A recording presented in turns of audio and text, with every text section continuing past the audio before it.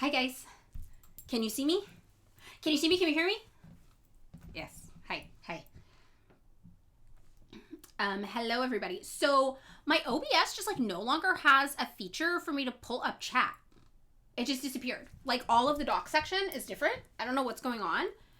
So I just have it open in a web browser, so you might see it, because, I don't know, you might see it. I don't know.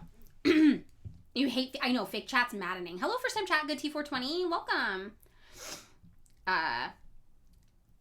Hydrate, I will hydrate. I will say the web browser chat is really annoying for me to look at, because it's white. It's like, light mode.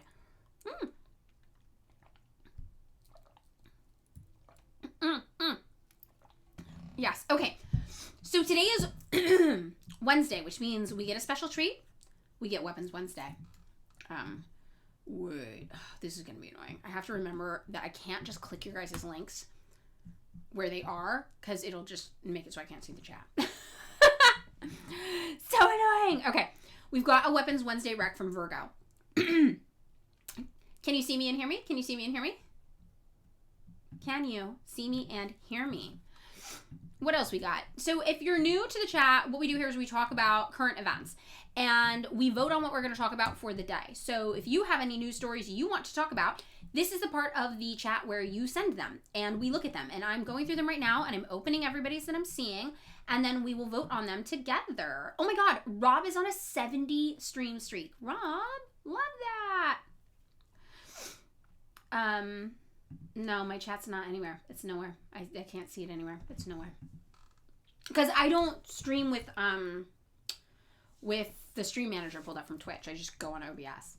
Your suggestion was for after the weapons chat. Oh, okay. I stream Monday through Friday before I start work. So I usually stream from around 9:30 to 11:30. Today's going to be a little late. I can go a little bit late, but not super late, because I have a photo shoot at 12 and I have to do 30 minutes of volunteer work before then. But 30 minutes, I think I can maybe do faster than that. So, you know, we got Chatterino. Okay, what's up with Chatterino?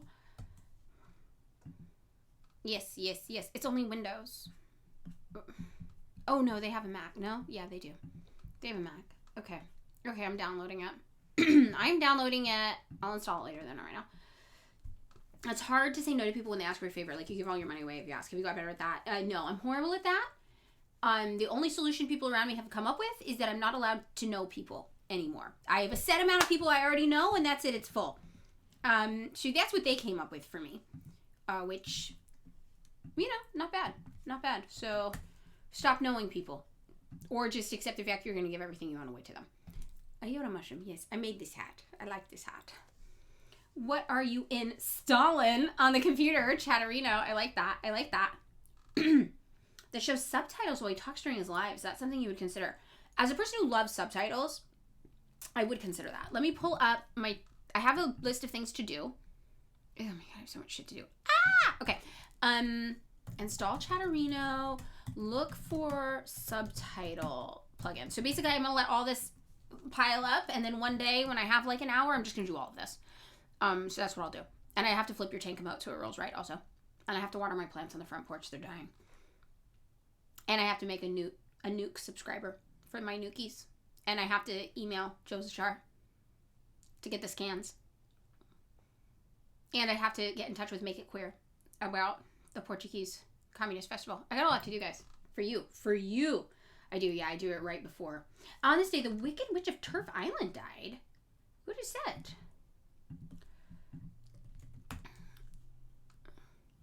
Oh! Margaret Thatcher's dead.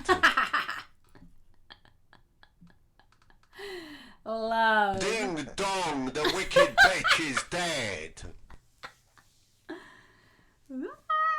Oh, chat can earn coins. It's a shame the bitch didn't die 87 years ago. Sorry, I like all this happening at the same time, actually. It's a shame that the IRA didn't kill the bitch.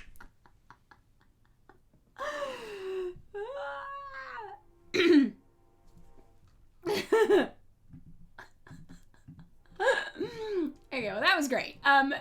Larry's added some feature that interests me. We have somebody rating with a party of one, which we love. Zarcasm, welcome. Bisco Witch submitted a recommendation. Margaret Thatcher is still dead. We love it. Yeah, if you guys can get me up to earning like 10K a month on Twitch stream, I'll quit my real job and I'll be a full-time streamer. I'll stream 8 hours a day for you guys. But I got to get 10K a month because that will cover me living. I make 4K a month for me living, taxes, and all the charity and volunteer work that I use my social media money I make on. It's nice to have that extra money to be like, oh yeah, I can do this. Oh yeah, I can give this money. And that also helps actually. Was it Marcus Gamer Zero asking? It's nice because I set aside any money I do make from social media to give to people now. And that helps. Yeah. Madanabi hours. I would do Madanabi hours. I would do it. If I could make 10K a month on this thing. That's what it would take. Yeah, I'll do QVC for my jewelry line. All right. Okay, so I've got some good recommendations for the chat for post Weapons Wednesday. I also just spit a piece of pasta out. I don't know if you guys could see that or not. People on TikTok, Madeline is setting aside money to fund Russia and Iran. Don't forget China and North Korea. We're doing it all. Oh, I shipped her earrings yesterday. Yeah, they're on my front porch right now, waiting for the mail guy to come pick them up.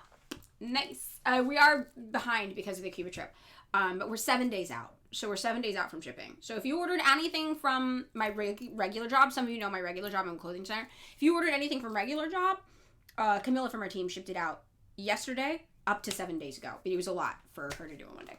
So yeah. Oh yeah, and hello YouTube comment stalker. You here for the specific stream? Are you actually coming to Avante? I really want to. I have to figure it out. So that's on my to-do list to try to figure it out because that would be an amazing experience. I would love that, and I would love to see you guys. I think that could be really cool. So I just have to figure out how feasible it is. But I am taking it seriously. My want is 100% for the want. So it's just if I could afford it, basically, and then if it makes sense with my schedule and stuff. Yeah. One of my life advice, Marxist Gamer Zero, it's better to be at the bottom of a ladder than you want to be on than at the top of the ladder you don't want to be on. Does that also apply to career changes no matter how old you are? Yes, I think it does. Yes. I really truly think so.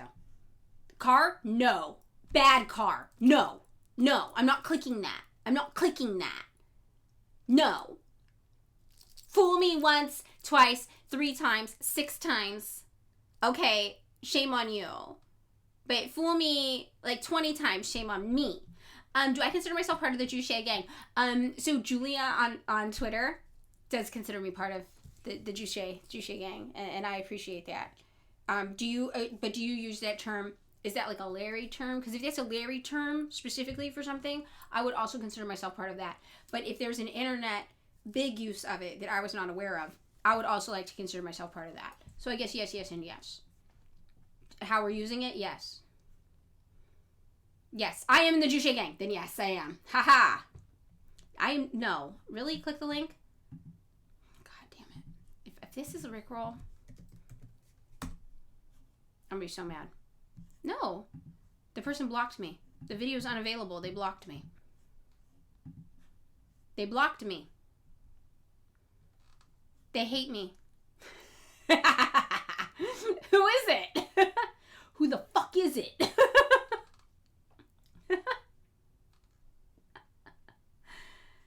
Hey, North Korea commits troops to Iran. Is this gonna be a Rickroll Star Wars hour?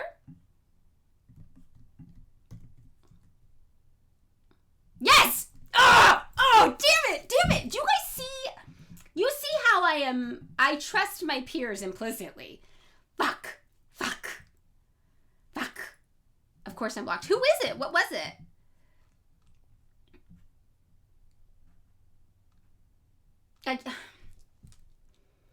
Here's the thing about me.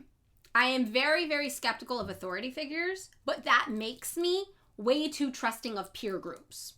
I'm like, it's us versus them. So why would anybody in my peer group mislead me or lie to me? It's us versus them. We're in it together. You're on my team. Yeah, I raised a band car. Okay.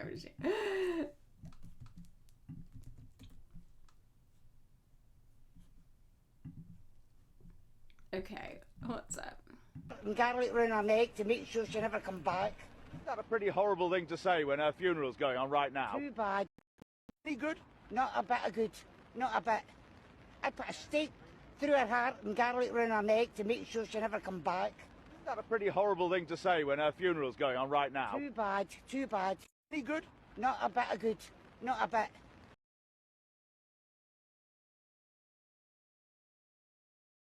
Okay, but wait, who was the first person who posted that? Why did they block me? That's crazy. I need to understand the politics of the Madeline Pendleton derangement syndrome contingency. Okay, bye, Virgo. Lancashire lad 25. Like what fight did me and this guy ever get into? Yeah, blocked. Oh, I know why. Chat. DSA. It's a DSA guy. The Rose is DSA. That's why. We collected all of the level 1 emotes. I don't know what that means. Yeah, DSA guys hate me. They really don't like me. Russia is the anti-imperialist litmus test. I agree, Larry. I agree with that. Lancashire lad. DSA people don't like you. Yeah, DSA people in the United... Oh, but Lancashire, that's in the UK. I don't know why in the UK. Yeah, DSA is the Rose in the United States, though. I don't know why in the UK this guy hates me, but... Yeah, whatever. It is what it is. Not everybody's cup of tea. Lancashire. Rose is a symbol of Lancashire, not DSA. Okay, yeah. For Americans, if an American has a rose next to their name, that means they're in the DSA here. I learned that on Twitter. Because I was like, what the fuck's up with all these shit-ass takes? I don't understand what's going on with these people. And I looking at it, she wants to lay on it so bad. I was like, what's up with these shit-ass political takes? And everybody on Twitter was like, if they have a rose, they're DSA. That's what's happening. And I'm like, oh. No, I'm not muted. No. Yeah, Car's a good English person. We have a token Trot. We got a token Brit. You know? Rose is the social democrat symbol. That makes sense. Okay, we got two token Brits. Oh, is the mic too? Okay, hold on. Let me turn up the gain. Okay, is that better? Is that better? Better? Can you see me? Can you hear me? God, I'm gonna stay like that forever now. I can turn up the volume on here too. Boom, boom, boom. Star Wars out. I'm not clicking on any YouTube links or TikTok links ever again. Ever again. Yes, so we got a token Minnesotan. That's good. Because then I can be like, I don't hate Minnesota. I have a Minnesota Twitch chatter. I can say that to people that like that. Okay. So. We got to figure out what we want to talk about for Weapons Wednesday today. Before we get into anything official. Let's take a look. I really want to... Hello, first time chat. Hello. Yes, I have a hat on today. I have a fun hat. Okay, it's Weapons Wednesday. Yeah, I'm interested in what's going on with the United States and our weapon attack plan, right? Yes, I mean money berets. I love a hat. You want to learn about drones? Didn't we do one on the Shahed drone? Did we do one on one of those or not yet? Because that would be a good one. Did we do one? I'm not sure. Not yet. We didn't do the Shahed drone. No? Oh. Yes? No? Did not. Okay. All right. Let's talk about the Shahed drone, because that I am interested in. Yeah. Yeah, we forgot how to do it. We're not just Cuban maxing. Let's talk about it. I like it as a topic. I am interested in this topic. What's going on?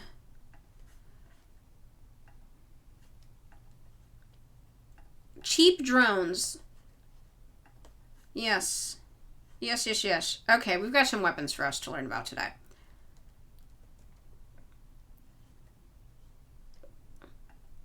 All right. We've got info. I'm doing it. Let's go, Shahed drones. Kari, because you're a favorite mod ever, the best comment ever, your interpretation works always correct. Maybe on Friday you can DM your English politics document on TikTok and you create it on Twitch. Yes, I think so. Yes. I think we can do that. So let's get into Weapons Wednesday. We're going to start off with the drone, the it girl of the moment. She's all over the news. She's everywhere. It's her year. She is the sexiest name in Hollywood right now, I say as an Angelino. She is the Shahed drone. You've heard about her. You've seen talk of her. People talking about how small she is. She's a skinty legend. She's so little. She's so petite. Her humble background. She is the moment, okay?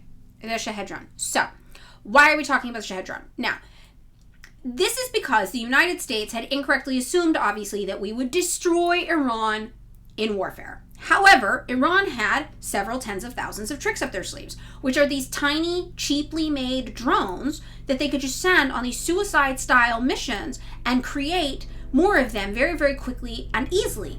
And this meant that Iran basically has an infinite hack button for weapons. They're just like, we can crank these fucking babies out. Now, meanwhile, the United States has big weapons, bulky weapons that cost millions of dollars to make and take years and years to replace when destroyed.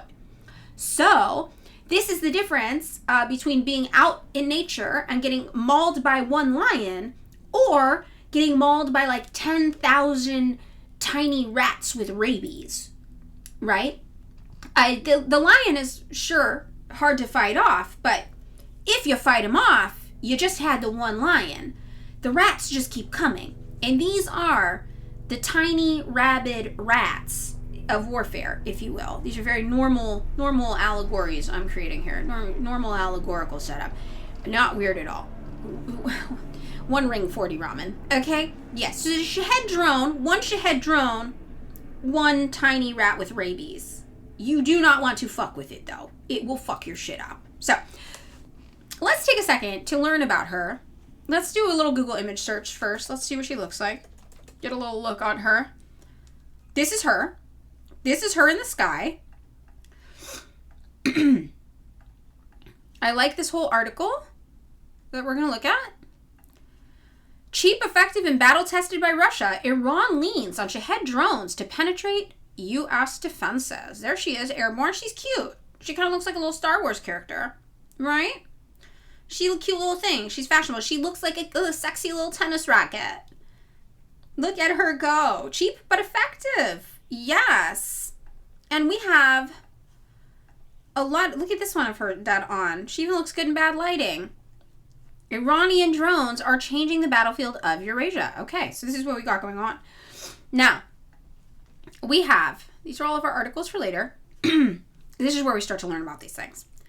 For decades, air superiority was largely the preserve of wealthy nations, able to afford advanced aircraft and the training needed to fly them. Cheap attack drones are beginning to erode that advantage, giving smaller and less wealthy forces a greater ability to inflict damage. The United States, by contrast, has long relied on its vast military budget to field some of the world's most expensive aircraft. Now, we've talked about this before on the stream.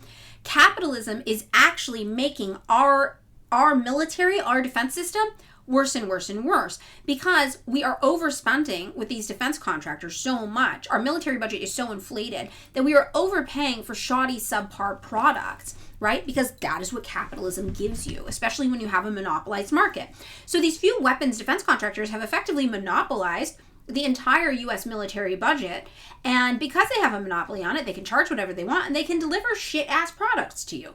So our military, people are calling it a paper tiger, right? Because we have this huge budget, but we have these bulky, weird things that aren't super worth. Collapse and something funny's gonna happen, so we'll just keep our eyes on her. We have the enshittification of the U.S. military, ironically.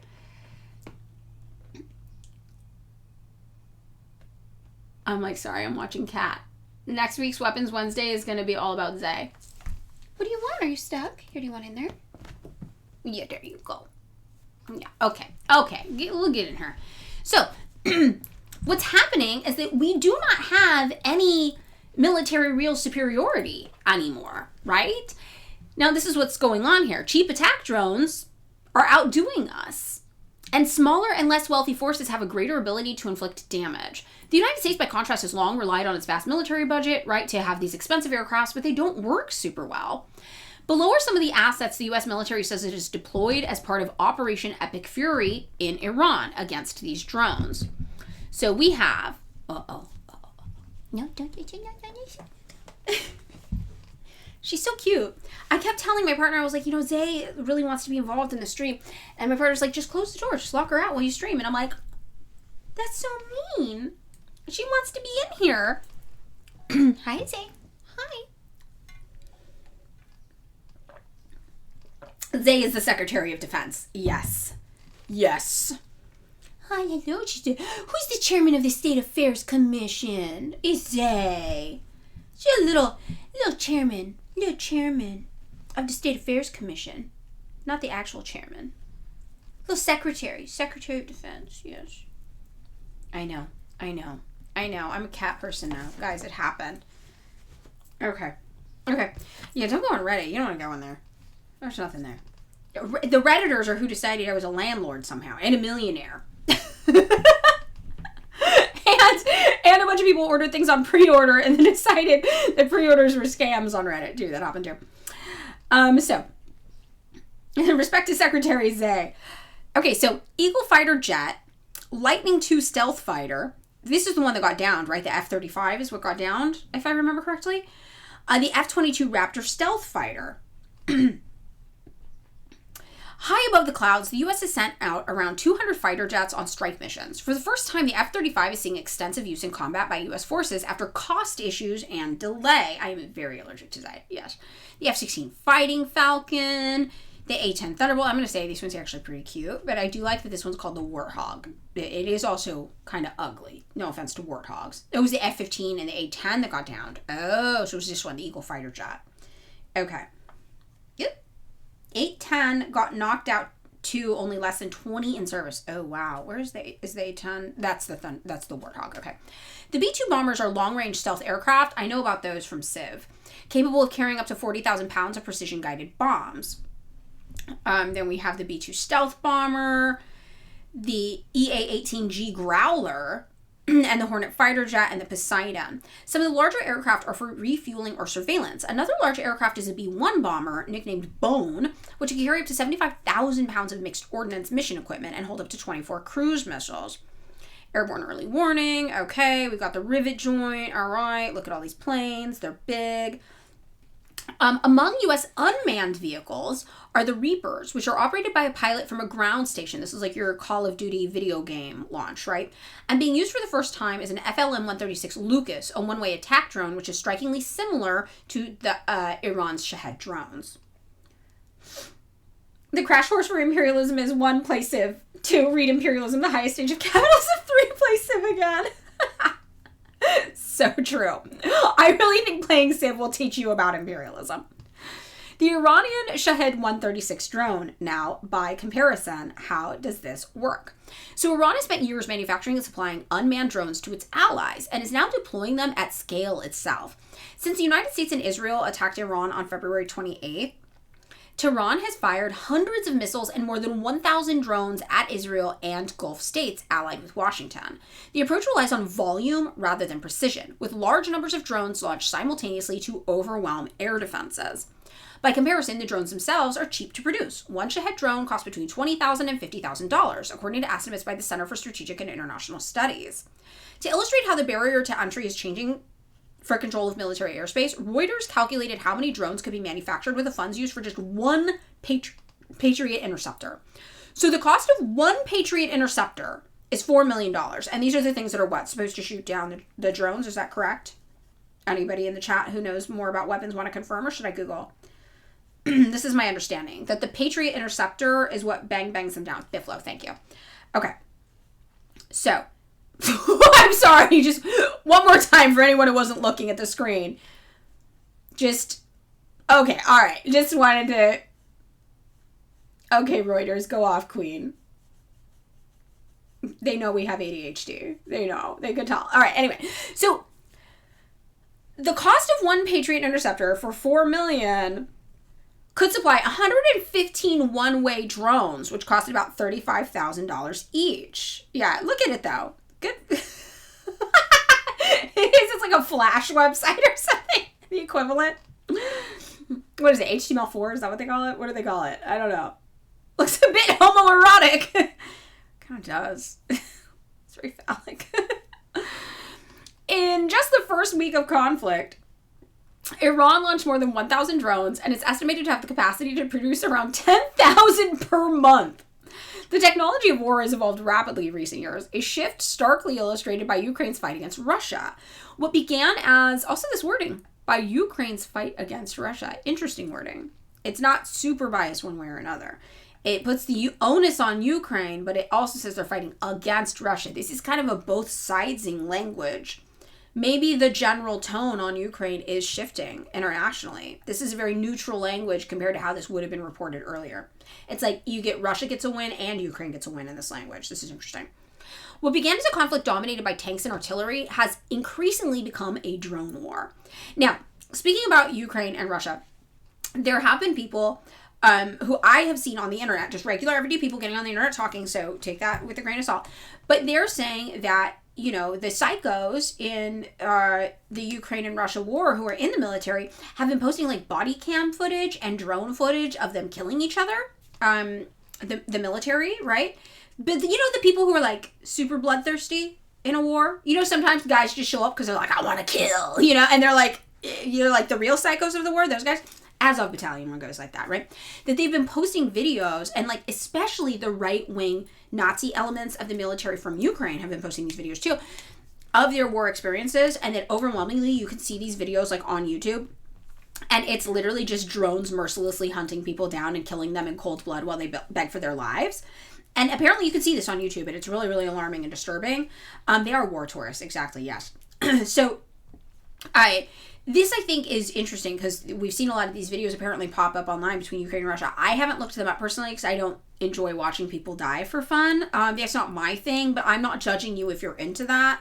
I also used to go on all the fucked up websites of the late 90s and early 2000s because I'm a millennial, right? That's how I know I don't enjoy that, though. But, you know, whatever. I get it. But if you want to look those up on your own, you can apparently see these videos, and they're very, very disturbing. Yeah, I think they're on YouTube. Yeah, somebody said that.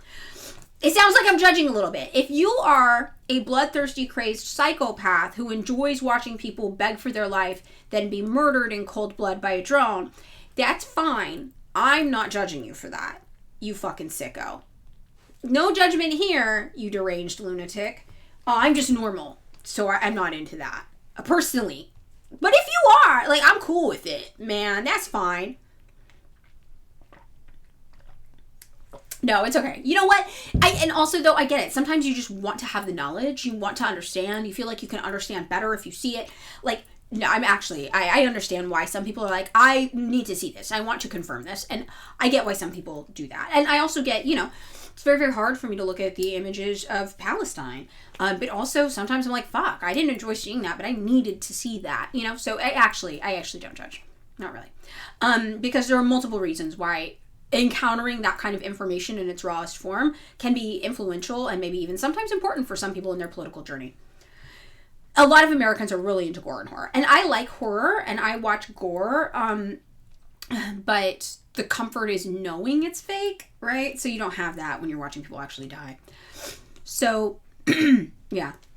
So I'm not going to look it up here, but feel free on your own time. You can find those. So this is what they're talking about.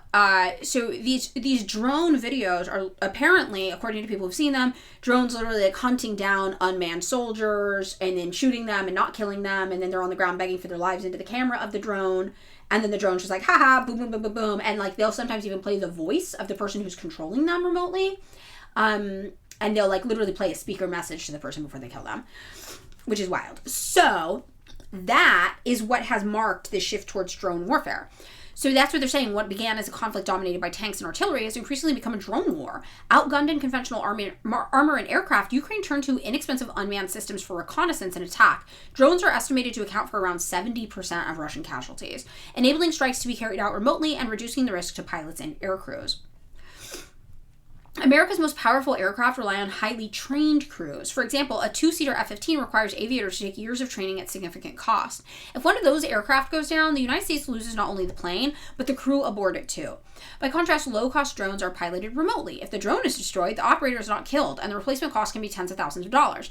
Okay, I love this capitalist math calculation of the value of your life. Even if you join the military, Americans, remember, you will still be a return on investment analysis, an ROI field to the U.S. military.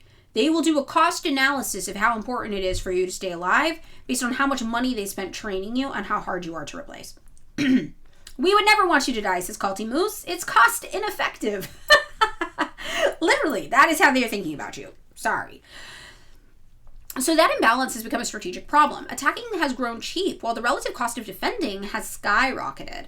With the United States and its allies sometimes firing interceptors worth millions of dollars to shoot down drones assembled from off-the-shelf components at a fraction of the price. So here's our THAAD launcher we've talked about before. Here's the interceptor.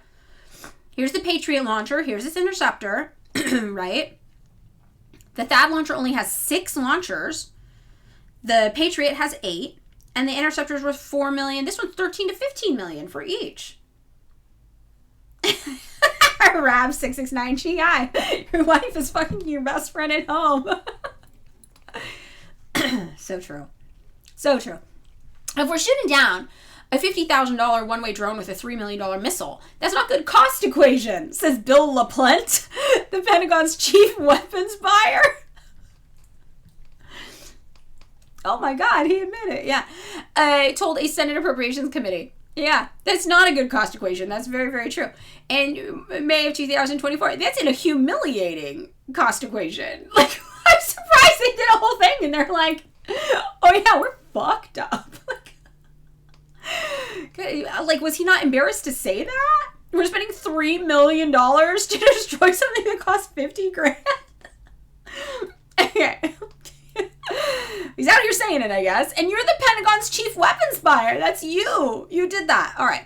So he told the Senate Appropriations Subcommittee this in May of 2024. This is American Century of Humiliation. Amazing me. Yes, it is. We keep seeing it. Warning that the economics of air defense are becoming unsustainable. The imbalance is already visible at sea. Since late 2023, the U.S. Navy has expended around $1 billion or more in munitions defending ships in the Red Sea from low-cost Houthi drones and missiles, according to U.S. officials and defense analysts. The missile price is only part of the cost. Each interception also depends on the presence of warships and their escorts, fuel and maintenance, trained crews, intelligence surveillance assets, and command and control networks needed to detect and defeat incoming threats. The United States is scrambling to catch up. Washington moved to fast-track small military drones, approving systems such as the low-cost unscrewed combat aerial system, Lucas. Okay, so this was my question. If we know this works, why aren't we doing this? The Morbid Magpie, British Dragonfire. Is it going to be somebody dying or is it going to be something interesting? They're all milking us. Oh, okay, Eldu. All right. British laser detected energy weapon. Oh my God, 10 euros a shot. Pounds? Pounds. That's pounds. I know England. So they're Tesla built Shahed drones. Okay. Huh. Yeah, but that's the thing. This damages Raytheon's profits. Exactly, as Pisces Troll says. Yes. It's very, very interesting. Sorry, my allergies are so bad, so I'm all sniffly also still. Ugh. And Zay's laying right in front of me, which doesn't help. So, yeah, why aren't we just doing this? In July of 2025, Defense Secretary Pete Hegseth issued a directive titled Unleashing U.S. Military Drone Dominance, ordering the Pentagon to cut red tape and accelerate drone deployment across the force, warning that adversaries are producing millions of drones each year while U.S. efforts have been slowed by our outdated procurement practices. This is the other thing. Okay, I want to talk about the outdated procurement practices. The computer, but I think we can coexist. Okay, so do you guys know the process to become a contractor for the U.S. government? Do you know about this? Because the process involves using the most outdated website and technology on the planet. Like, it is so apparently annoying to figure out how to even apply to become a contractor for anything, not just weapons, but any government job, that only a few companies do it. And they're not the best companies. They're often companies who couldn't find more traditional work easily. So they're like, we'll just learn how to work with the US government's system, basically, to get these government contracts. So because of this, there's a ceremony with the White Hood. Basically, yes. But it's all on like AOL dial-up style internet. Nobody can figure out how to use it. So you have like a Zoom meeting equivalent where you put on a white hood. Yeah. But you're using AOL dial-up to get there. So it's just like really complicated, stupid, outdated process, which means they're not even attracting people who are very technologically capable or up to speed. They're literally attracting the bottom of the barrel, the worst of the worst in all these fields, people who are like, well, if we can figure out this and how to navigate it, then we'll have work. Which is very, very interesting. Okay, I'm glad you like the hat. Thank you. I made it. So, and you have to build your own crossword. Exactly. So, yeah, this is what's going on. So this is the outdated procurement practices they're talking about. Now, here is the Lucas versus Shahed, a familiar drone design. We basically copied it. So here's the Shahed. 2 fins per wing with aid maneuverability, little antenna, payload of 88 pounds, cost $20,000 to $50,000, operational range 2,000 kilometers.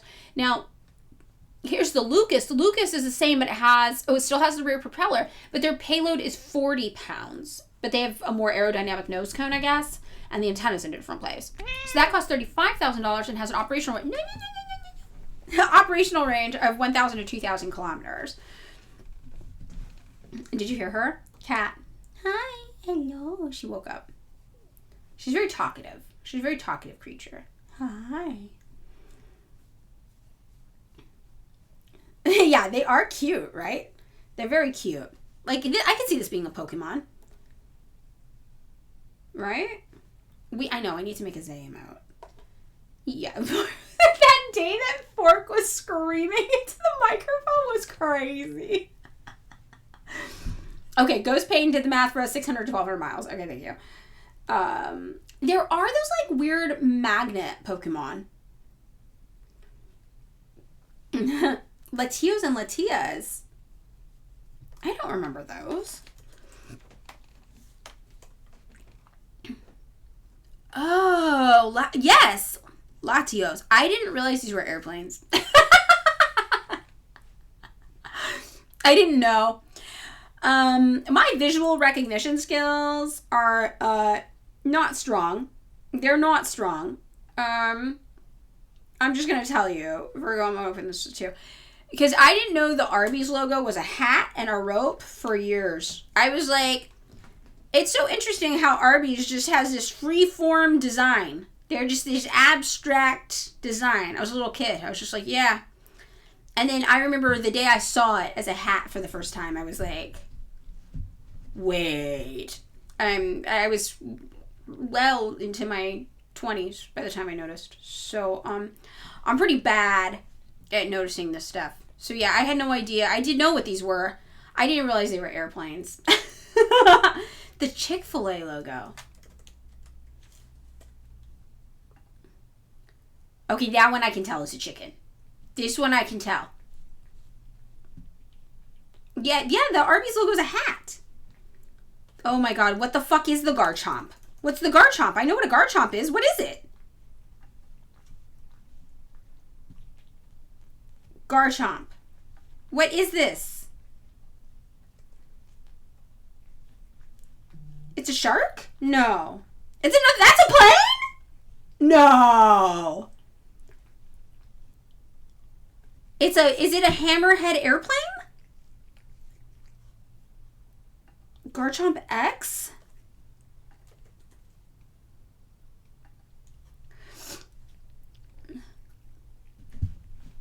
Yes. Mega Evolution. Yes.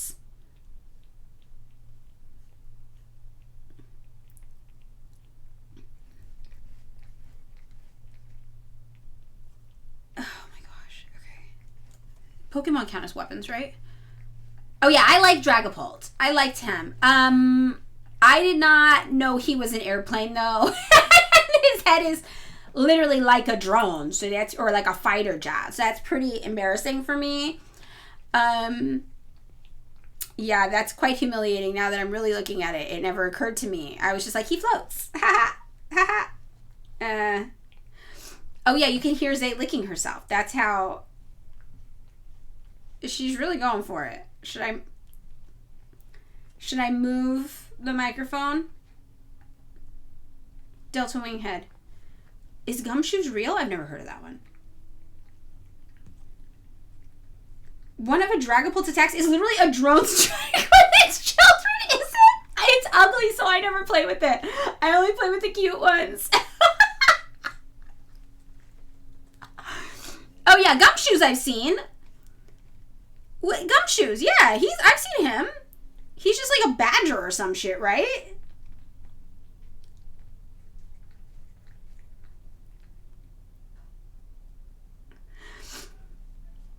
Okay, we can't do too much more of this Pokemon shit. We gotta get back to our little dronies.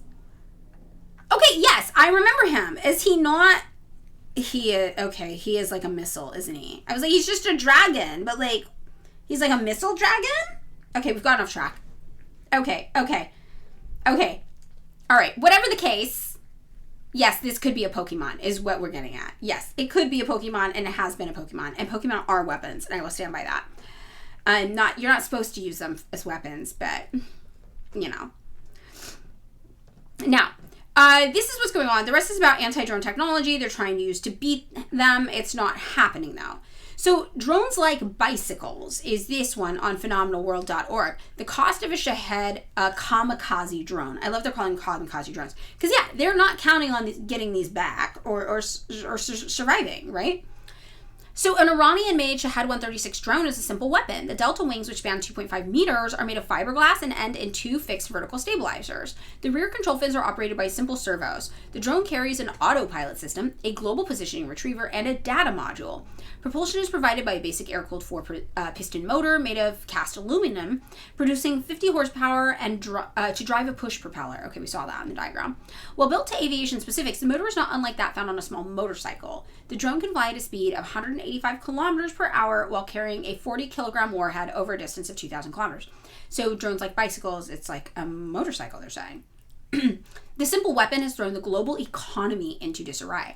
Since the U.S. and Israel started an illegal war against Iran on February 28th, Iranian forces have responded by launching thousands of Shahed drones at targets across the region. They struck not just military sites, but also civilian infrastructure, including refineries, power plants, airports, hotels, and ships. The drones have comprised a central element of Iran's retaliatory strategy and brought maritime and air traffic to a halt. Now, I want to say, the hotels, those were hotels that were housing American soldiers. Was that not right? I just want to clarify that. I do remember the Vroom. I hate the Vroom. You often have to beat the Vrooms and the big Vroom in different gameplay.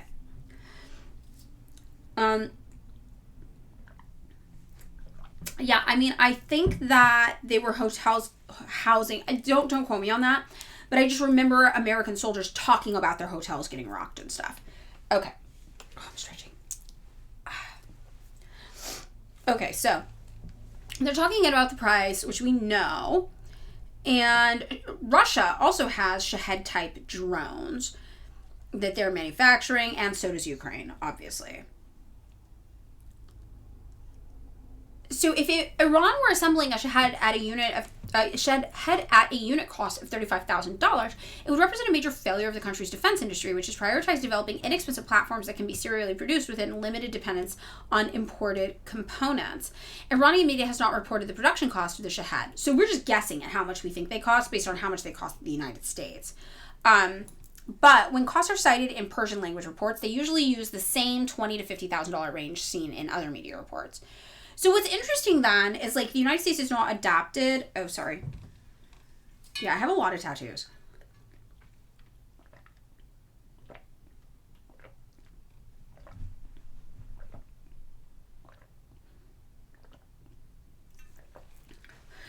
Waterboarding. So, yeah, I would just assume that as an American military strategist, you would understand this is the war you're in, and you would start thinking about how you can defeat tiny, like millions of tiny rabid rats, right? What's going on? Oh yeah, the mace. Yeah, that's a cover up. He's big.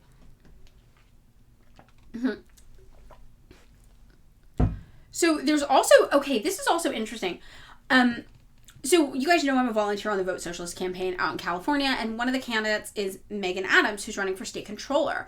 And as state controller, Megan's whole thing is that she sits on the board of CalPERS and CalSTRS, which are two pension funds for public workers out here in California. Oh, balloons. And they basically invest in a bunch of companies that are used to destroy Gaza, like in the genocide. So it's Palantir, it's like Raytheon, I think, or Lockheed Martin. It's also Elbit Systems, which is an Israeli defense company, and Caterpillar. And Caterpillar, as somebody from the California Central Valley, which is mostly agriculture based, I tend to think of them as more agricultural or farm stuff. But Caterpillar is actually used, these tractors and stuff, in a military capacity to level homes in Gaza. So what they're talking about over here is the John Deere tractor and the Iran Tractor Company.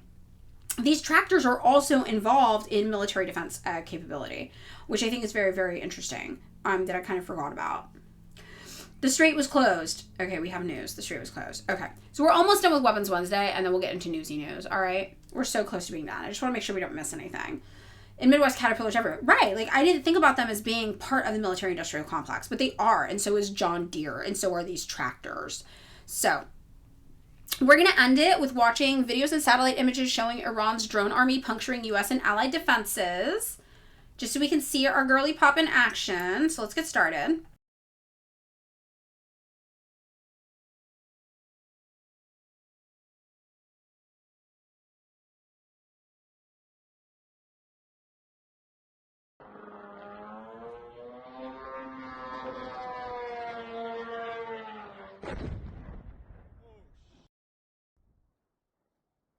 Oh my God.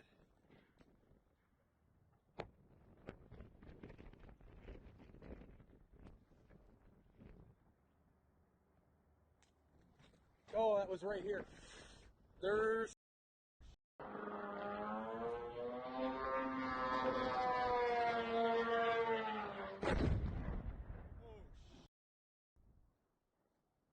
Oh my God.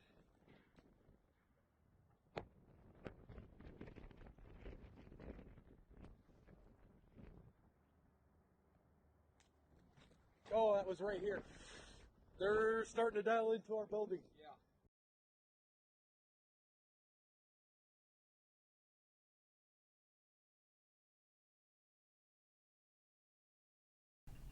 Sorry, chat. I'm trying to see if there's more videos that we can watch. Oh, here we go. We got some more. We got more.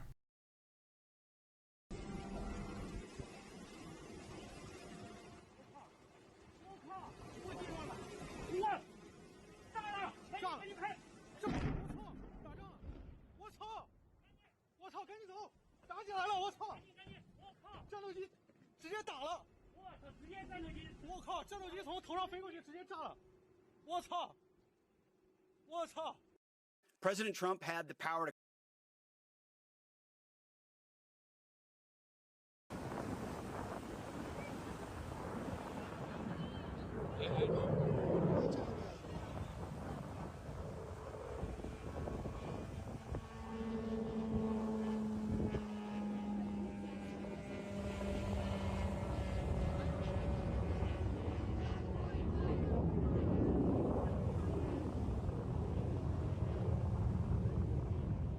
Ji live drone आया एक फट गया एक दौड़ लगा नहीं intercept हुआ ये वाला इंटरसेप्ट हुआ ये जा रहा है अभी भी आगे I'm sorry, I just caught this caption.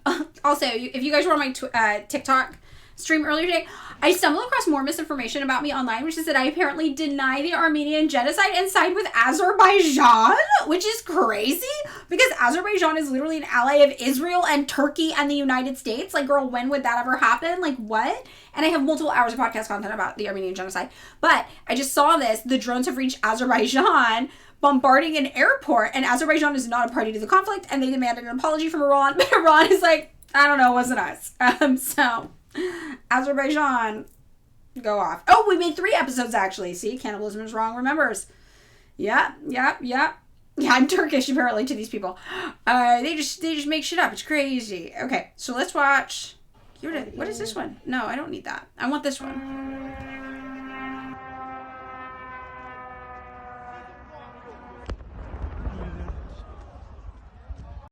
President Trump had the Again with the Pete Hegseth jump scare. Ugh. Okay, so we have a couple more videos, and then we're going to go on to the actual news.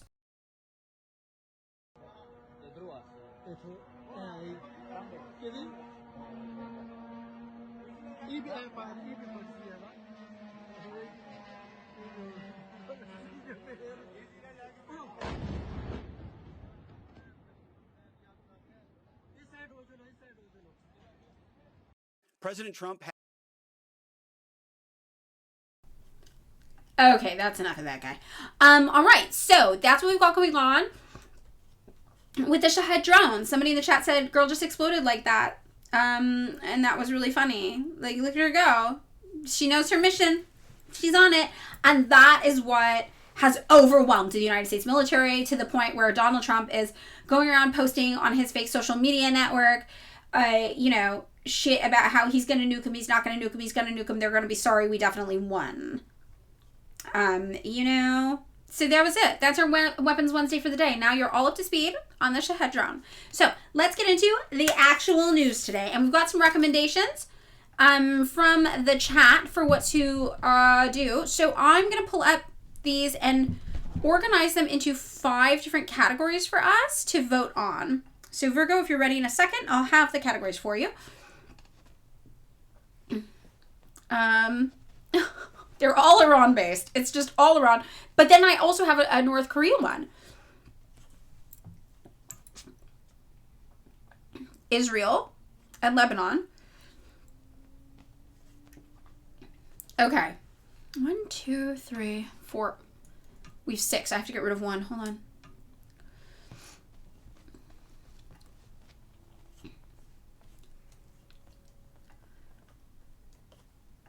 I'm narrowing it down. I'm trying to see if we can combine anything.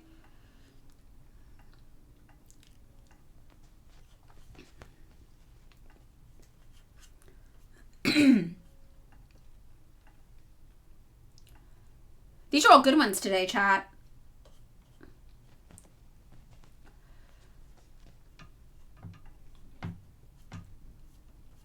Okay, well, this one's not going to be a full skit or skit session.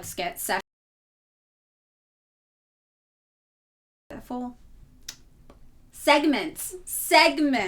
But I just wanted to show you. Somebody sent this. IRGC launches pink missile on Tel Aviv in response to young girl's call.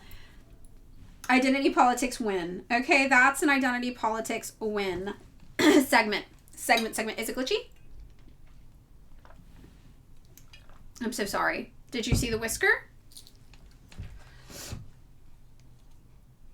Ugh, I'm sorry, guys. I don't know. It's fine, fixed? Okay, good. So here you go. Widely circulated clip. The girl, her face painted in the colors of the Iranian flag, directly addresses the commander of the IRGC's Aerospace Force, calling him to plow Tel Aviv with a pink missile. And they say women don't have rights in Iran.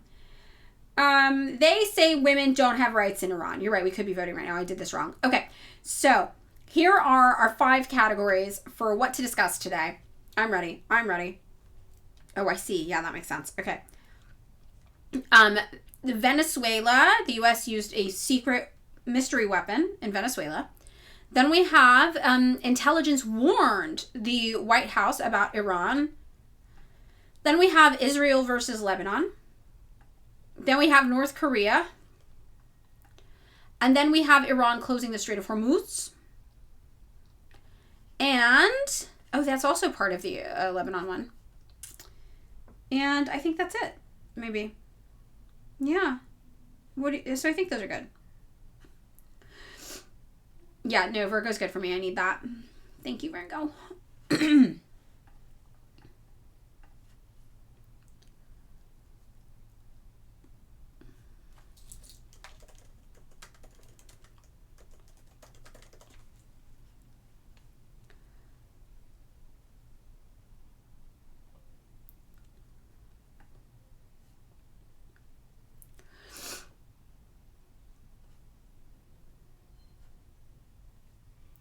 All right. I'm just browsing. Okay, so we've got the chat or the vote going on. Everybody vote.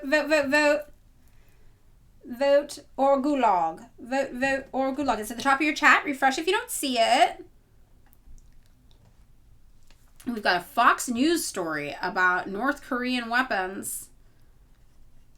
Very interesting. Everybody take a vote. And yeah, let's oh, you know what? I'm gonna pull up this, and there's a little clip of the girl that we can watch. 6 seconds.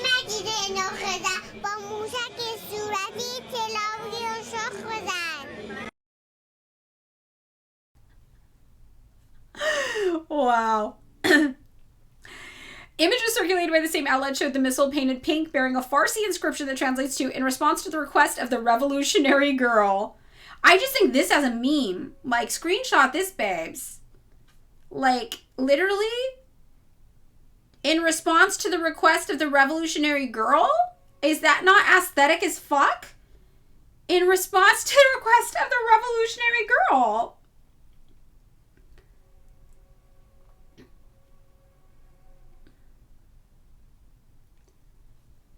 Wild.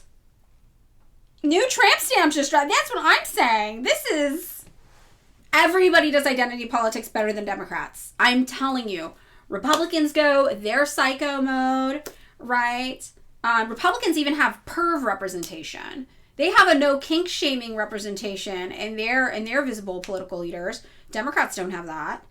They're crushing it, frankly, with the identity politics game, the Republicans are. Over in Iran, they've got girly pop pink missiles. They're doing Riot Girl in Iran, meanwhile. We don't have that. Also, they have, like, the most women in STEM or some shit like that. They have, like, more women graduating college than men. Okay, what have the Democrats given us? The Democrats have never given us anything like this. Like, they're bad at identity politics. If they were good at it, we might all engage in identity politics once in a while as a special little treat. But they can't even do it right. They give you fucking Kamala Harris and shit. Genocide brat. Ugh. Oh my god, we have a tie.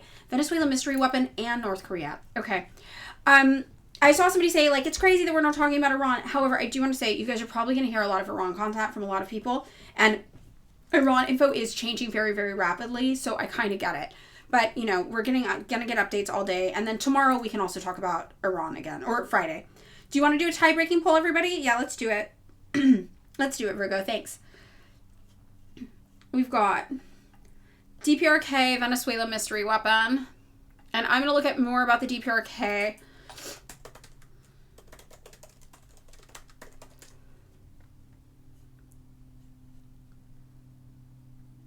The Jerusalem Post. Wow.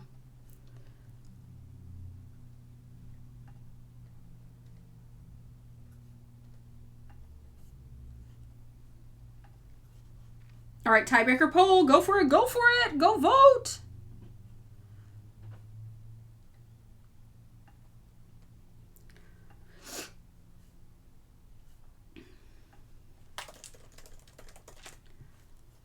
Does it look like something's winning? Oh, it's pretty even. They're only 5 votes off. Okay. It's Weapons Wednesday. It is. Did you just got here? Oh, no, you're saying we should do the mystery weapon because it's Weapons Wednesday. Oh, I got it. I got it. You are making a point. A point has been made. Who's gonna win? Oh, did we do it? Is it over? Or is it still going? It's almost done. It is Venezuela's mystery weapon. Okay. It's all right. We can come back for more Shahed Gang on Friday. Not tomorrow, because what's tomorrow, chat? Theory Thursday. And we got some good ones. We got some good wins lined up for Theory Thursday. 50,000 points? Did somebody spend 50,000 points on their vote?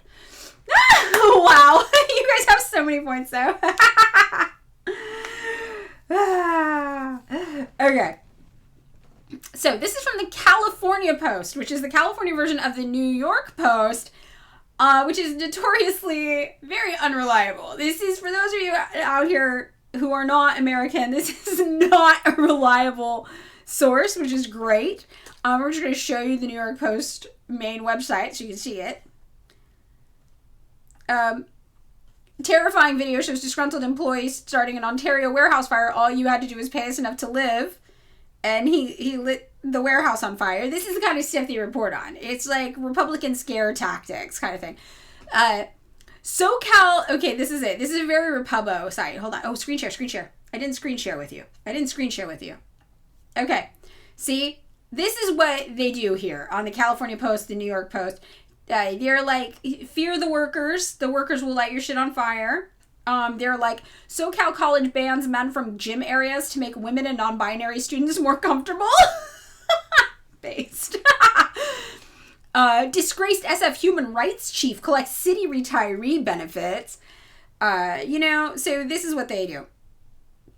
Trump ignores experts' war crime bluster, and we should too. This is the news source we're looking at. All right? Very, very right-wing. Ketamine queen who sold Matthew Perry the drugs that killed him. Yes, okay. Yes. Also, I just want to say, a lot of true crime on here as well. It goes hand in hand. All right, I'm just going to say. Okay, so this is who was the source on this. So important context for us getting into our reporting today.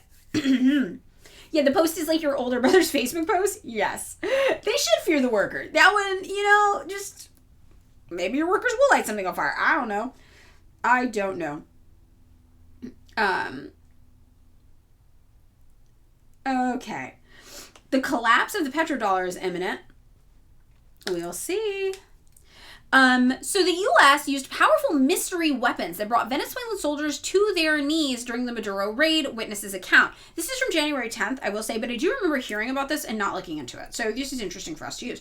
And it's relevant to Iran, even though it's a couple months outdated, because, Donald Trump keeps alluding to the fact that they have tools they haven't used yet, right? And we don't know if this stuff's real or if this is just like a massive coat from the right wing trying to pretend like we got secret shit they don't know about. Now, there's a huge history for this technique in military. You guys might remember that the United States had developed secret technology during, World War II maybe the Vietnam War? I can't remember when.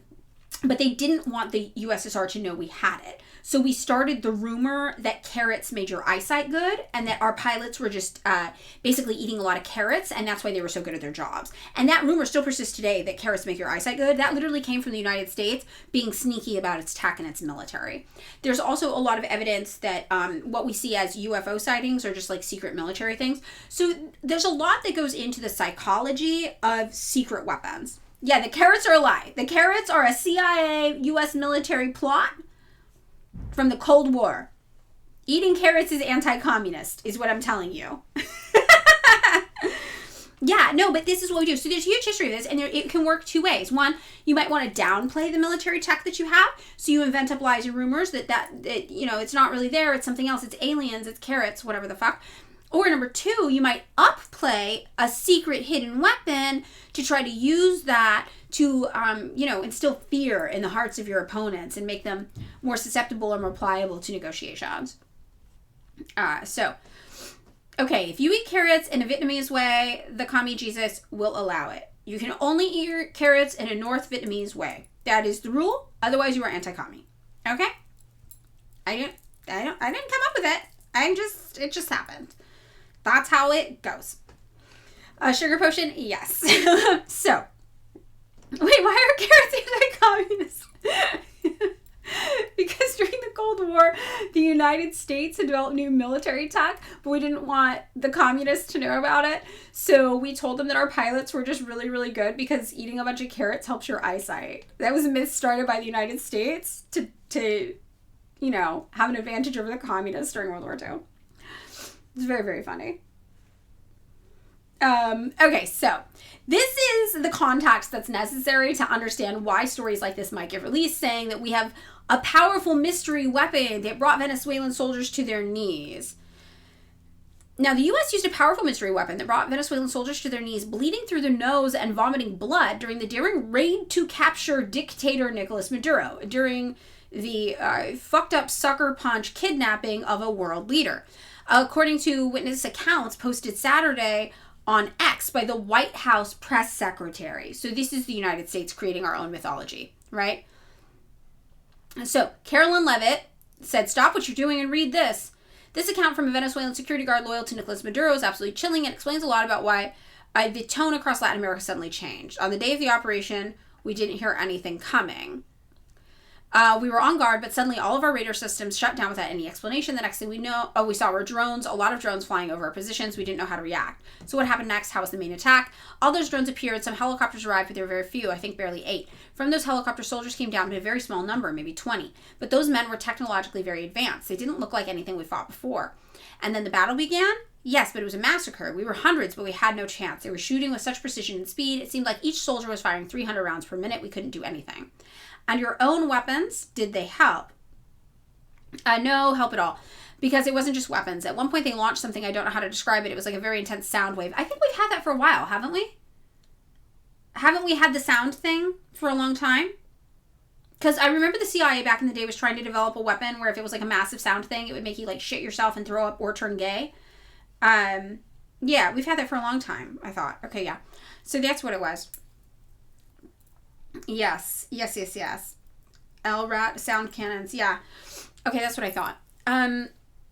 So some were vomiting blood. We fell to the ground, unable to move. And your comrades, did they manage to resist? Very propaganda.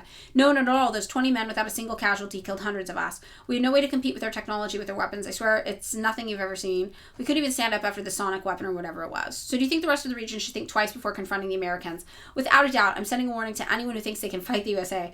I have no idea what they're capable of. After what I saw, I never want to be on the other side of that again. They are not to be messed with. Yeah, it sounds like Donald Trump wrote it himself, right? This is like the most obvious like propaganda piece ever. And now that Trump has said Mexico's on the list, do you think the situation will change in Latin America? Definitely. Everyone is already talking about this. No one wants to go through what we went through. Now everyone thinks twice. What happened here is going to change a lot of things, not just in Venezuela, but throughout the region. Yeah, okay. So first of all, there's no source on this. It's just this person writing it. Who the fuck is Mike Netter, by the way? Let's see. Mike Netter for a state senate for a better California. Okay, candidate California State Senate 22, main proponent for previous drive to recall Gavin Newsom. So this is a kook. I don't know this guy. Other Californians, do we know this guy? Virgo, do you know this guy? I don't know this guy. This guy sounds out of his mind. So he did not cite any sources for this claim. It's very loaded. This is crazy.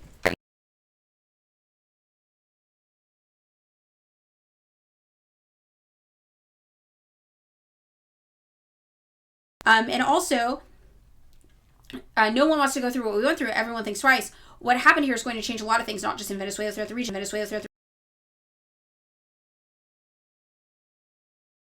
The leader of a fucking sovereign nation from his home while he was sleeping just because you didn't like him. Right? That's crazy. Mr. Timon, our Venezuelan soldiers, now going to be using AirPods with noise canceling to deal with the American sonic weapon. Haha, maybe. Glitchy mic. It's Zay. Can you hear me now? Can you hear me and see me? Oh, okay. Yeah. Because of Zay. Because Zay's like...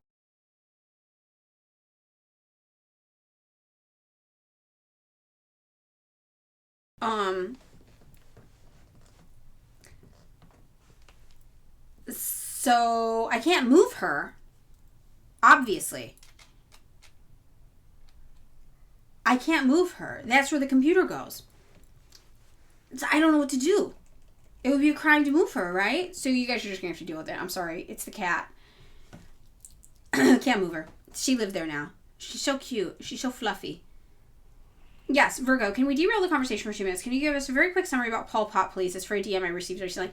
Yeah, so, we'll talk about that really, really fast, derail. So, Pol Pot is maybe the only person in history that everybody knows about who called himself a communist but wasn't. Depending on your feelings about Leon Trotsky, I guess. Hey. Okay. So, Pol Pot had studied, supposedly studied Marxism in France with Yang Seri, was one of the people as well, and another guy. And they came to Cambodia, and they were like, we are revolutionaries, right? And at first they said they were communists. And then they fought this revolution to basically get rid of a U.S.-backed dictator that had existed in Cambodia. and they won the revolution. And then the United States at first was like fighting with them. And at first the communists were like, oh, okay, you're a communist. But then the United States actually started to see them as being politically advantageous in the region, and their relationship with Pol Pot and the Khmer Rouge shifted. And it shifted, but they weren't able yet on the main stage to actually tangibly support Pol Pot. So instead, what they ended up doing was pressuring China through trade deals to have China support Pol Pot and the Khmer Rouge. Now, the Khmer Rouge had a lot of legitimate concerns and things that made them do stuff that we think would be wacky. Like, they were really worried, like, all of their city centers were going to be bombed. So they moved all the people out of the city centers to the countryside and tried to make them farm. But basically, they just started an agrarian death cult. And basically, the general consensus from all the communists in the area were like, wait a minute, you guys aren't communists. Like, you're not Marxist-Leninists. Like, you don't know what you're doing. Like, you're lying. None of this is communist shit that you're doing. What the fuck? And then Yang Seri and the Khmer Rouge, they came out and they were like, okay, yeah, we are not communists. You are correct. And then eventually the communists in Vietnam ended up fighting them and defeating them. And then the United States started funding them directly after their defeat. So, yes, CIA didn't fund Pol Pot. They funded the guerrilla groups after 1978. Yes, that's the accurate thing. So at first they didn't fund them, but they had China fund them through this, like, triangulated trade deal thing. And then after that, after they were defeated by the communists, they ended up directly financially supporting the Khmer Rouge and assisting the Khmer Rouge. So, yes, thank you, Biflo. I don't know if I said CIA funded them, but USA contributed, but after they were already defeated. So, in case I misspoke on that, but Biflo is correct. The CIA funded guerrilla groups after 1978, not Pol Pot, but the Khmer Rouge kind of aftermath. Thank you for that, if that was a clarifying thing for me. I don't know how I said it. I don't remember, but that's correct. So I have a document that I can recommend you read. And you'll see this is an example of me trying to freeform talk about something that I don't have a lot of I don't have a lot of experience talking about it. So it's less comfortable than when I talk about other things. So this is usually the kind of stuff I like to talk about with notes. So that's a very, very abbreviated thing, because like I know the general story, but it's not like when I talk about the DPRK and I'm like, oh, here's all the info, blah, I've told this story a million times. So I just want to put that out there that I trust what I say to be around 70% accurate, but I might get dates and numbers like that wrong on this topic. So just fact check me a little bit more on Pol Pot than you might fact check other things. But I'm going to show you the document. I always tell people to start off with reading. And I'll get you guys info on this. Hold on. Okay, where's my fucking Grover Fur article? Oh, here it is. I got two things for you.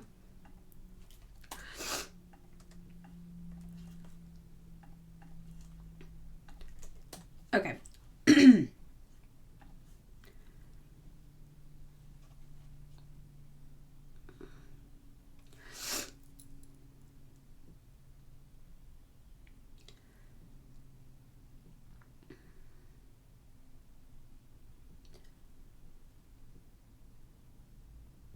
Okay, so here is the screen share. So this is Grover Fur. Grover Fur is funny. If you know anything about Grover Fur, he's like interesting in that he really, really, really loves Stalin, but can get a little weirdly anti-communist about other things.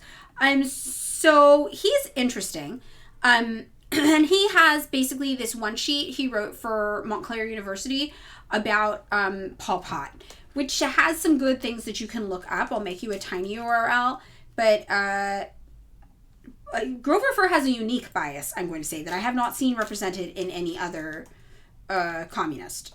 Which is, he seems like the kind of guy who would hate Stalin based on his other beliefs, but he really loves Stalin. This is like a little one sheet about it. I just sent the link that you can read more about him. So I just want you to know his bias going into it. But he talks about the history of the Cambodian left. He talks about the mass killings that began. But he says U.S. rulers did murder more Cambodians than the Khmer Rouge did, which is true. And he talks about how the Khmer Rouge ended up being very, very anti-communist by the end of it. So he says, he's got this quote from Yang Seri in 1977. This is, "We are not communists, we are revolutionaries who do not belong to the commonly accepted groupings of communism in Indochina." He says the first public admission that the revolutionary organization was Marxist-Lenin in its orientation came in the memorial services for Mao Zedong. And they claim that the CPAK was a Marxist-Leninist party, but they say nothing about the writings of these two men. A lot of other Marxist-Leninists got mad at them. Apparently in France, Marxist-Leninists had gotten mad at them too. They were like, you don't really understand the materials. So a lot of people came away from this basically understanding Pol Pot to be what happens when you don't read enough theory.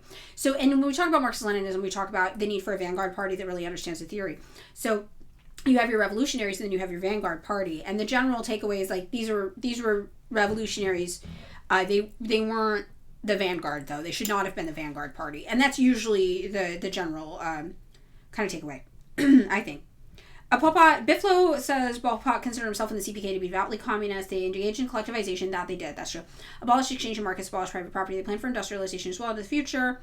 Yeah, some communists will defend Pol Pot, Biflo. I like you, obviously. I do not defend Pol Pot. I'm not Pol Pot pilled like that. I don't fuck with that.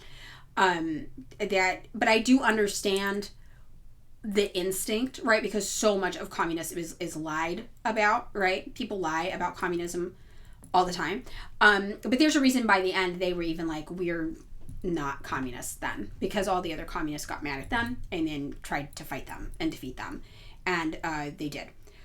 So that's kind of what's going on there. Biflo is I'm 70% Pol Pot bad, 30% good. Oh, okay. I understand though, because there is something you do need to have the context for, which is that the leadership of Cambodia was so bad with like U.S. backing that they did need a revolution. And this is kind of what Grover Furr points out here. And Grover Furr is not in support of Pol Pot, but does say how many people were killed during the mass murders. The U.S. media claimed about 3 million. When talking about the communists, no figure under the million mark will satisfy capitalist writers. Vickery shows that 300,000, which is still an appalling figure, is probably the upper limit. However, Grover Furr does point out the United States killed far more people than that in Cambodia. Nobody talks about that. So I think what Biflo's saying, there is some validity to why people are like, well, wait a minute. The United States fucked up Cambodia so bad. And a lot of people want to say that all the problems in Cambodia happened because of Pol Pot, while letting the United States off the hook, basically. So I actually think Grover Furr's position on Pol Pot is actually pretty good, which is that, you know, they didn't really do communism. But, and then by the end, they were explicitly saying they were not communists and they were not Marxist-Leninists. And again, what I would say is that Pol Pot, when they said at the end, when Yang Seri said, we're revolutionaries, but we're not communists, we're not Marxist-Leninists, we don't belong to the commonly accepted groupings of communist Indochina. He was correct when he said that.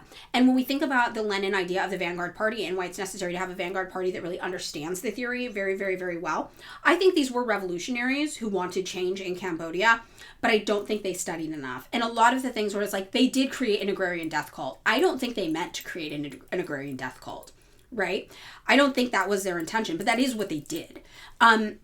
You know, and I think that Cambodia did need a revolution. They were under the oppression of a very harsh dictator. But this, I think, is what happens when you let revolutionaries serve as the vanguard and you don't differentiate. Or you have people professing to be the vanguard who aren't as theoretically developed and practiced as they should be. This is my general takeaway from this. And I think at the end, by the time that Biflo's agreeing with Grover. Yeah, and that's Grover's argument too. And I think this is a good argument about them. But the thing I usually tell people when they use it as a gotcha is like, hey, by 1977, these guys were openly admitting that they weren't communists, they did not fit in with the other communists, and they were defeated by communists. And that's her reason, because this is not how we do communism, right? And that's it. And the general takeaway is usually that, you know, Pol Pot's what happens when you're not very practiced in your studies. And he was studying communism in France, but he was not, like, doing very well. Does that make sense? He was never communist to begin with. He used our terminology to attract communist. Yes. So I think he did think he was a communist, though, maybe. I think maybe he thought he was, but I don't think he understood communism, is the general takeaway. That other people, I guess, in France, I've only heard this, I haven't looked into this. I guess people who studied with him in France had that same critique. Like, this guy is out here basically calling himself a communist, but he doesn't understand the reading. That one I can't confirm. So where they said they weren't communists is... Yang Seri, is this the Vickery book? No. I also have, this is recommended reading I'll give you guys. This is about Cambodia, Pol Pot, and the United States. So this is another one of those situations where you really do need to have an understanding of what the United States was up to in Cambodia to understand the full picture. And this is the link. But where they said that they weren't communists is this Vickery text, Michael Vickery, Cambodia, 1975 to 1982. Let me see if I can find that online. Is this the whole text on Michael Vickery's website? Yes, this is it. This is the whole book. We have the whole book. So I'll give you guys this one too. So there's 3 recommended reading docs. There's a Grover Furr little short piece. There's the book I just linked about the United States involvement in Cambodia. And then there's the Vickery text itself, where we have the quotes from Yang Seri and from the Khmer Rouge and all of that. So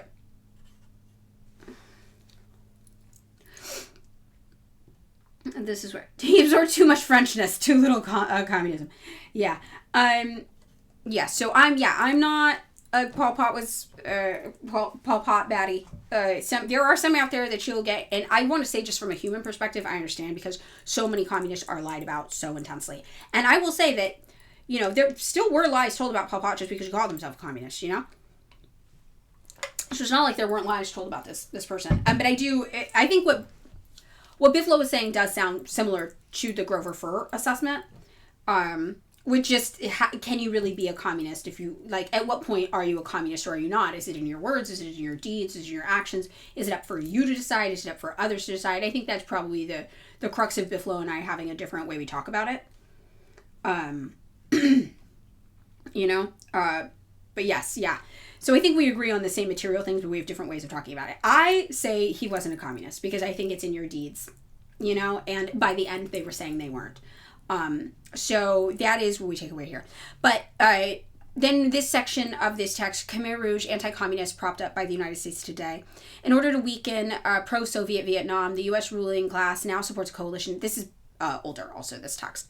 What is this from? 1986 is when this was read. So this is back in the day. The U.S. ruling class now supports a coalition of Cambodian rebel forces, of which Pol Pot's KR are by far the strongest element. It's only a mild embarrassment to the U.S. bosses that the group they are now keeping afloat is the very one they point to as being guilty of communist genocide. In turn, the KR calls for democratic elections and reformed capitalism. For the world's workers, the lessons of Pol Pot's experiences are clear. There is no substitute for communism in the fight against imperialism and capitalism. The KR tried to build a new kind of revolution based on petite bourgeois radicalism. Instead, they plunged Kampuchea, I can't pronounce that. I'm realizing I've never said that word out loud, that place out loud, into a nightmare. You can't believe anything the U.S. media or ruling class says about communism. The capitalists care nothing for the hundreds of thousands who were murdered. If they did, why do they continue to support Pol Pot? Yeah, so this is kind of the takeaway here. What's going on here? And there is actually this December 1981 New York Times post. I've actually seen this post before. So if you look at this and you can look up this New York Times Magazine post, this is an interesting article as well. It's written by the New York Times, so you know it's got a lot of bias. All right, so this is what I would do. Yeah, I mean, I say they accidentally created an agrarian death cult. That's what I say. You know, I'm like, yep.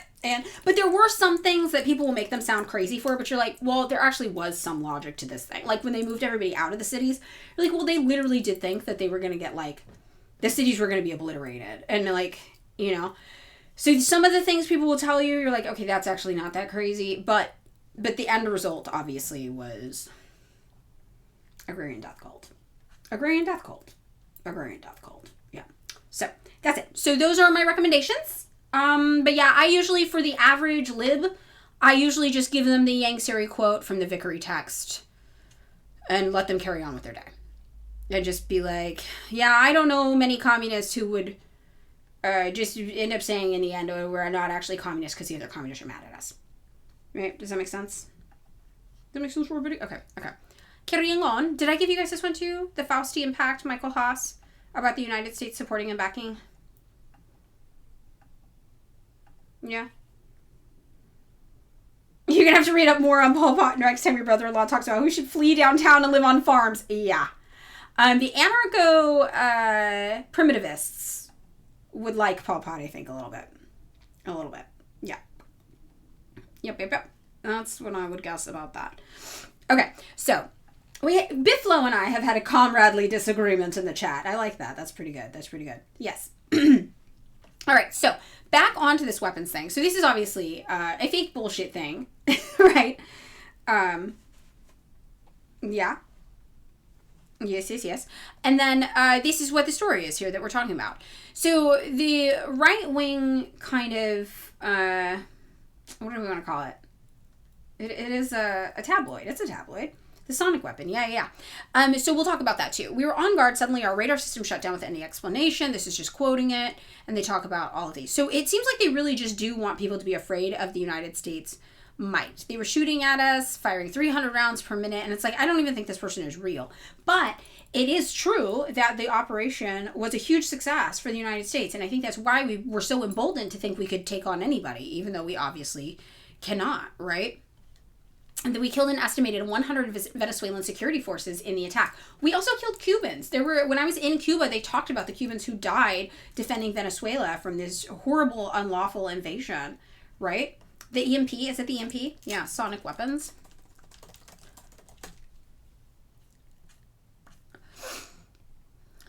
Spyscape, Havana Syndrome, and the creepy history of sonic warfare. I don't trust this website, but we'll look at it because we're almost out of time. Okay? We're looking at some bad sources right now. They're going to talk about it a little bit here, I think. The military has had directed energy weapons which neutralize targets using focused energy such as microwaves or laser beams for years. But this could be the first time it's been used in combat by the U.S., according to an ex-U.S. intelligence source. I don't know if that's true. Emboldened by this, they end up getting their planes stuck in sand in West Asia. Exactly, Neural Riot. So China reportedly used a microwave weapon in 2020 against Indian soldiers during a border dispute in Ladakh. The soldier noted that those weapons have capability to produce at least some of the symptoms, including bleeding, inability to move or function, pain, and burning. I can't say all of those symptoms, but yes, some, the source says. And we've had versions for decades. Yes. So then this is more quoting of the bullshit story, blah, blah, blah, blah, blah. Now, I have... Sonic weapon's a different thing than an EMP. Okay, that's good to know. Yeah. All right, so Havana Syndrome. Now, this is a sketchy website, so I'm not trusting this. So this is just for funsies, okay? We're just doing this for funsies. Havana Syndrome headlines splashed across the front page of newspapers worldwide. One of the most compelling theories was that U.S. spies were victims of a sonic attack. Only a year after the U.S. Embassy in Havana reopened in 2015, staff in Cuba were complaining about headaches, dizziness, and brain fog. Were they being targeted by an acoustic weapon? The American military were already reportedly exploring microwave ray guns that could beam invisible booms and spoken words into a person's head. This comes from MK Ultra Times, yes, as a way to control crowds, so the idea seemed plausible. Sonic weapons have been around for decades, and their chilling history has often involved secret operations and spies, but could they actually cause the brain injuries associated with Havana Syndrome? Okay, again, this is not a trustworthy source. We are only doing this for fun. With our last 5 minutes, we get a little bit of slop-tainment, okay? Slop-tainment. Yeah, the Kobashi quote, I think, is really good. That really sums it up. So the dark history of sounds dates back to World War II and Albert Speer, the Nazi Minister of Armaments and a close ally of Hitler. Speer was reportedly designing an acoustic cannon. The idea was to... What is it a link? What's it a hyperlink to? A Vice article! I think we just jumped to the Vice article. Vice, famously affiliated with our neo-Nazi movement here in the United States, for those of you who don't know. Great. So... sonic weapons aren't like mind control, but in the 1960s and 70s, the CIA thought maybe they could be, right? So, this is from 2014 and says, last week a collaborative research project known as AUDINT, short for Audio Intelligence, released Martial Hauntology, a box set of vinyl and literature that exposes a deeper history of sound. It's a journey into the lesser-known realms of sonic weaponry. The project is the latest in-depth study from Glaswegian? Okay. Electronic artist Steve Goodman, perhaps best known as Hyperdub label owner Cody 9, and Manchester University research fellow Toby Hayes. Hayes describes Audit. Miyamoto says, right after it happened, we were put into the Sponsors of Terrorism list, and the embassy was then made just into an office, which stopped the flow of documentation work and relationships between U.S. and Cuba. Interesting. Okay, that makes sense.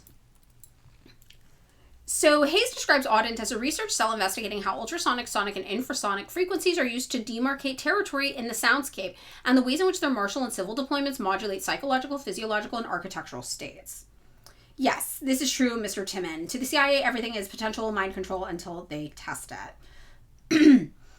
So the incorporation of sound into warfare may sound like a modern tactic, but the first reports have their roots in history. Back in 1944, as World War II slipped through Germany's fingertips, it was rumored that Hitler's chief architect, Albert Speer, had set upon research to explore his own theories of sonic warfare, with the intention of creating tools of death. An episode of the History Channel's Weird Weapons claimed that his device, dubbed an acoustic cannon, was intended to work by igniting a mixture of methane and oxygen in a resonant chamber and could create a series of over 1,000 explosions per second.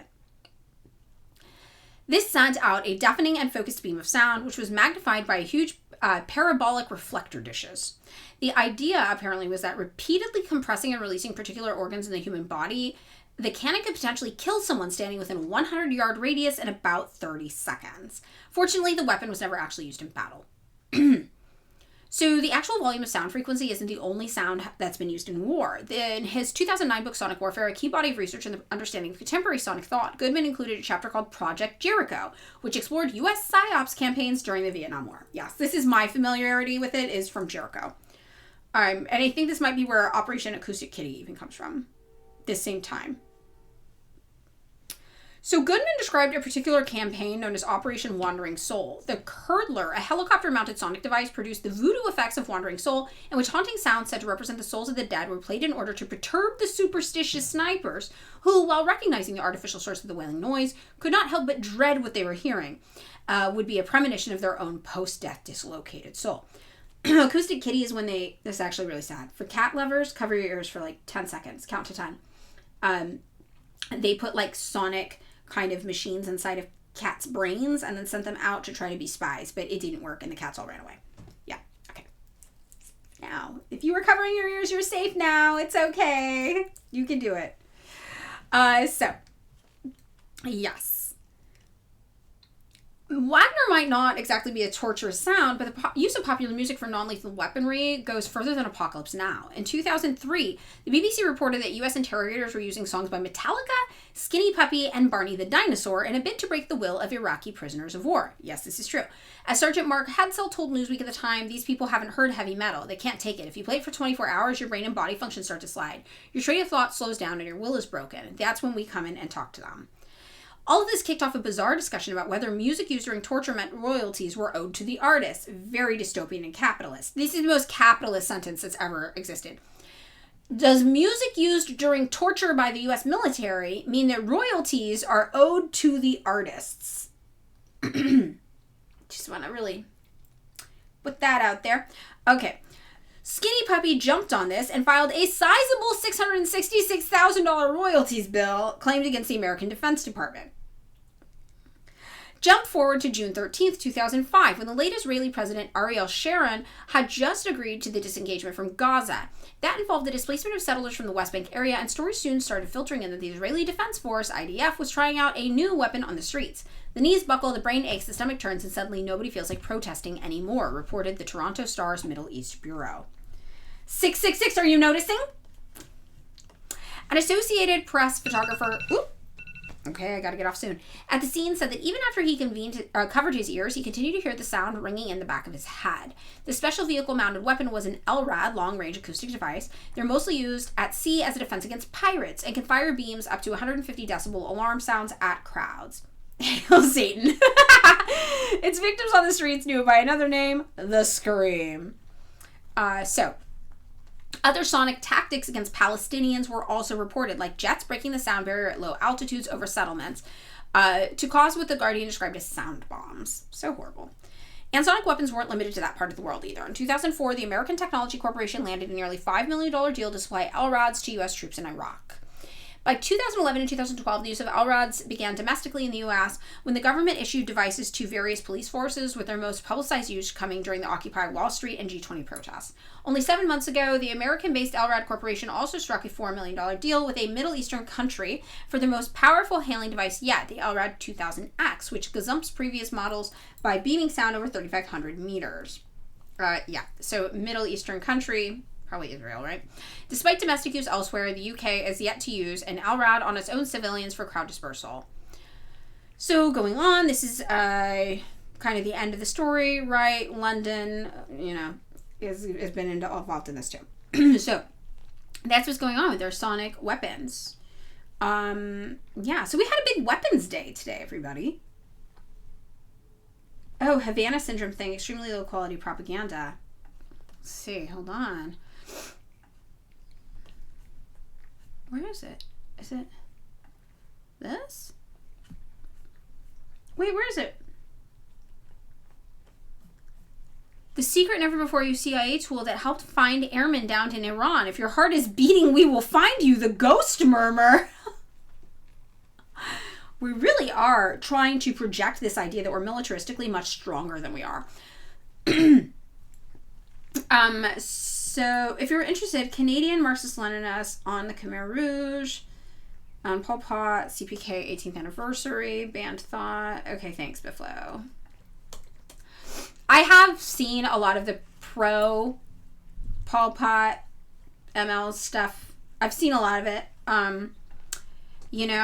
I definitely have. Let us continue to firmly hold aloft the ban of the victory of the glorious Communist Party. Yeah. So I have seen a lot of this stuff. It is what it is. It is what it is. But yeah. Not exactly. I don't know.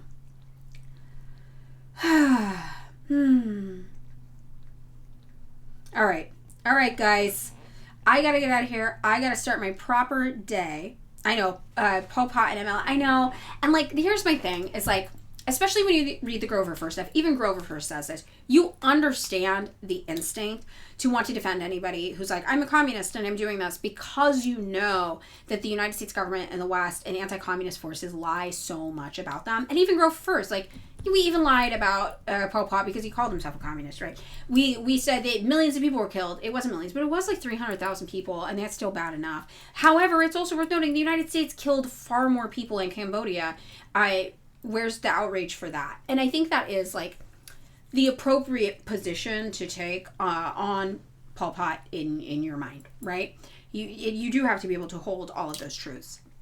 So I think that is why so many people are so quick to defend him. But again, there's a reason also why the other communists were like, nah, fuck this. This is not okay. And ultimately why the Khmer Rouge was defeated by the Vietnamese communists, right? There's a reason for that. So that is it. We are about to end. We're going to go raid Larry. And, yeah, that's it. All right. So I'm going to see you guys all tomorrow for Theory Thursday. Bifflo again, 70% Pol Pot bad, 30% Pol Pot good. Probably Grover Fur is around 100% Pol Pot bad, 100% United States bad, but 10% I know where Pol Pot was coming from. I think that's what Grover Fur's position on it is. So, everybody do your reading, though. I've given you 3 good resources, 2 books, one short sheet from Grover Fur, and, Bifflo has given you the alternative, the 2 sides of the communists who support Pol Pot if you guys want to look into it yourself. Do your dialectical work. Get all the sides of the stories. Come out with your understanding, Okay. All right. Bye, everybody. We're raiding Larry, and I'll see you guys tomorrow for Theory Thursday, and we're going to have a good time. Are we doing it right? Are we doing it right? Yes. We're doing it. It's happening. It's happening. Bye, everyone. And raid now.